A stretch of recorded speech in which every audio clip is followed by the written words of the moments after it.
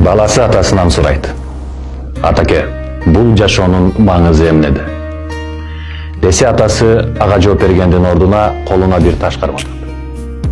Балам, сен бул ташты алгында эртең базарга барып баасын билип көр. Эгерде бирөө жарым сатып алгысы келсе, сен 2 бармагыңды гана көрсөтөсүң дейт. Бирок сатпагын дейт. Айткандай бала эртеси күнү базарга барат.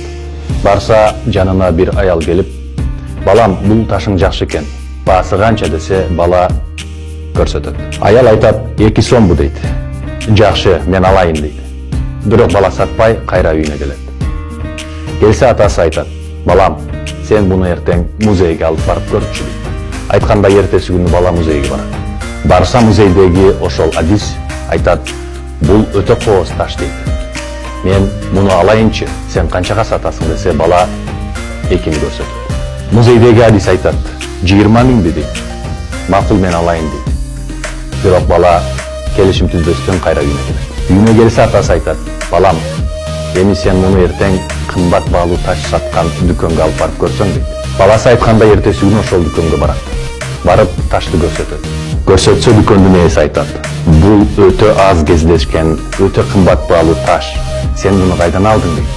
Мен сенден сатып алышым керек буну, бул таш сөзсүз менин дүкөнүмдө турушу керек, баасы канча десе, бала 2-ни көрсөтөт. Дүкөндүн ээси айтат, 200 миң сомбу дейт. Мен алайын дейт. Бирок бала унчукпай үйүнө кайра келет. Келип атасына болгонун болгондой айтып берет. Атасы ошондо баласына кайрылат экен. Балам, көрдүңбү? Ошол эле таш 3 башка жерде 3 башка баага айтылды. Сенин жашооңдун маңызы, сенин жашооңдун баасы, сенин жашооңдун баркы да ошондой болот.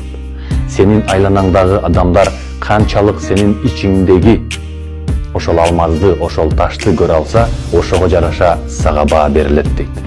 Эгерде сен өзүңдүн айланаңда начар адамдарды топтоп алган болсоң, албетте алардын жанында сен дагы ошол начар абалга түшөсүң.